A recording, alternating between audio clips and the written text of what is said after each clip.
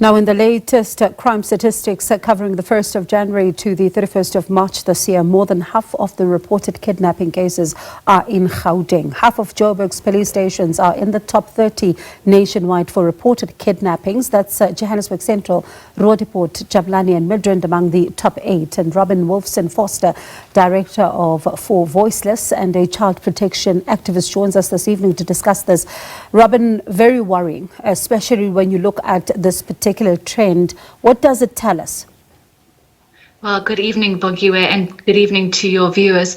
Yes, it is a very concerning statistic. I think that one of the things which we don't know is what the nature is of those kidnappings.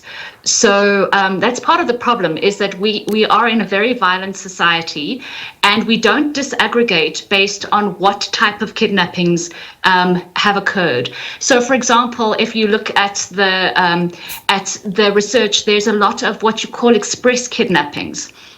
So that would be opportunistic types of kidnappings where generally people would be hijacked, for example, on their way back from the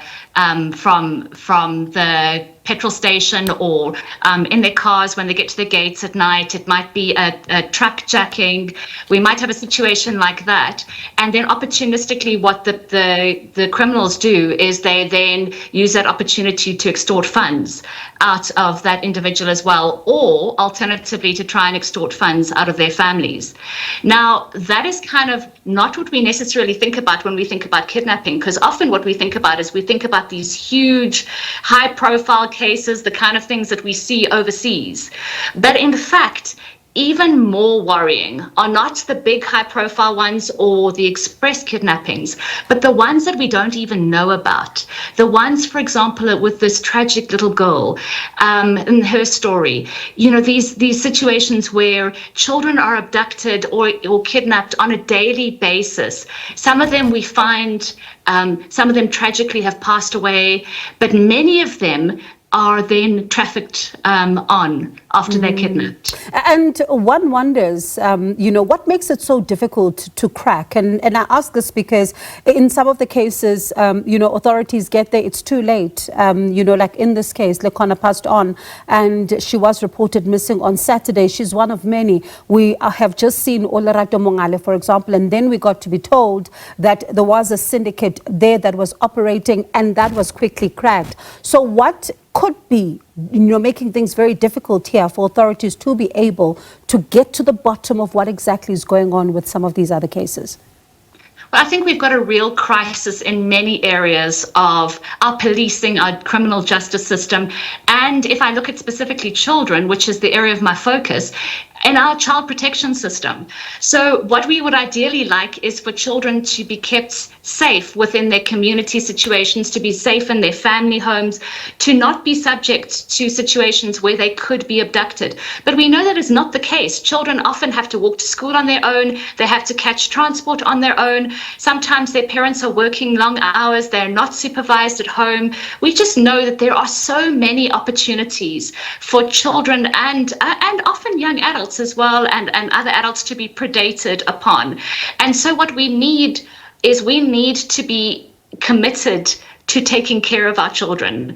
We need to be putting in active policing so that we don't have situations where it is so easy to abduct a child and to kidnap them in this way. And what we need is we need our criminal justice system to work.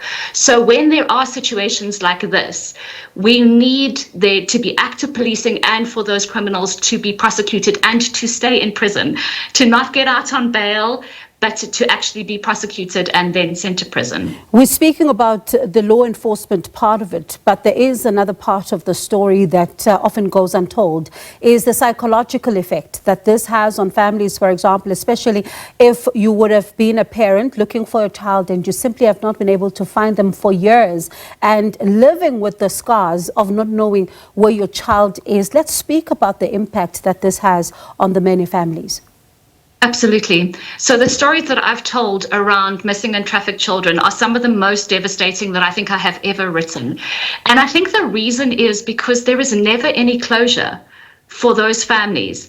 There is never, they can never grieve properly. They can never memorialize their child through a proper burial if that child does pass away, or bring that child back into their family if the child is found alive. These children are literally gone forever. And I think that is tremendously scarring for parents. When you speak to them, it feels like they've sort of lost half of themselves, because they can never actually, many of them can't sleep at night. They have tremendous post-traumatic stress. They are in situations of ongoing grieving, but they can never actually come to a point of finality in it. And it's quite devastating, especially because if you think about the fact that a mother would then be sitting hoping that one day their child does come back, it also disrupts the family structure at the same time. And one wonders, what needs to be done? Is it something that is only, I know you talk about better protecting our children. Whose responsibility does this become? Is it society? Is it the police? Is it government? Who does it rest with ultimately?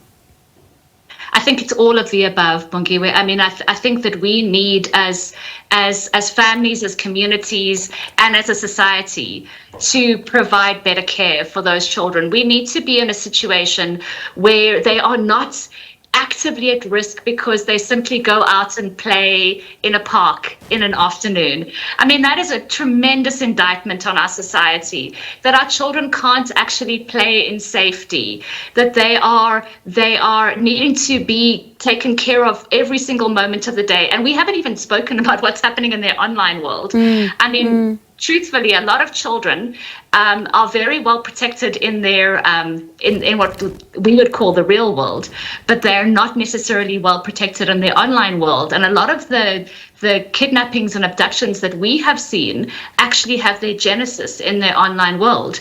So to your point and to your question, I think this is a collaborative effort. And I think what is frustrating is that there are many clever people with clever solutions that have been put forward to government, but often we just simply do not have the resources or the appetite to put in place the solutions to protect these children. And I want to take some of our viewer comments in just a moment, but let me quickly stay with something you just spoke about, which I wanted us to go to. This is the online world that is so increasingly dangerous for our little ones. And it's not only just about who they're chatting to, but it's also even about the gaming that they're being exposed to as well.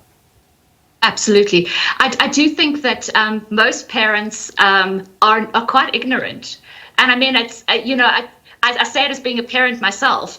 Trying to keep up with what our children are doing online is really challenging. And even children who have been well schooled, children whose parents have spoken to them about the dangers of online predators, and even they will tell you that they know that they shouldn't make friends with people that they don't know online. Even those children will tell you that they have people that they have friended that they've never met in person before. And it is simply because in the online world, people become friends really quickly and relationships develop really quickly. And so for us as parents to be on top of that, we need to both understand what it is that our children are being exposed to, but also we need to have ongoing conversations with them while they're gaming, while they're chatting to their friends, while they're on social media, because actually often this is the easiest way for predators to target them. Let us take some of our viewer comments, and I'm keen to hear your thoughts on some of what they're putting forward as some of the potential solutions as to, protecting women and children in South Africa. Let's take a look at what you have to say. Dennis, the state should enforce laws that protect victims of domestic violence and child abuse. National Treasury should allocate resources to support organizations that provide services for victims and perpetrators. Barry, why should we as South Africans and law-abiding citizens suffer under criminals? The government is very weak to these criminals. Just reinstate the death penalty, that's all. Caroline, good evening, beloveds. Hi, this is so sad. So much has been said, so much has been done. The perpetrators are human. How do we protect human beings from another human being? It is up to them to start thinking better, to love, to care, and to appreciate women and children around them. And some of our comments tonight there, Robyn, I wonder, what are your thoughts? So I think that last one is really interesting because, often we don't see people who predate on children and other vulnerable people as being human. But I think we do need to acknowledge that we have a cycle of violence in this country, which has been perpetuated over many generations. A lot of the people who are the ones who are responsible for the violence have themselves been exposed to adverse childhood experiences, have themselves been victimized.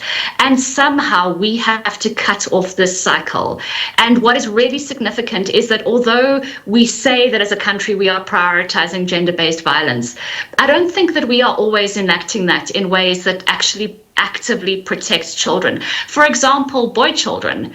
We don't necessarily see boy children as victims, and often they are victimized and then go on to hurt others because that victimization is never addressed.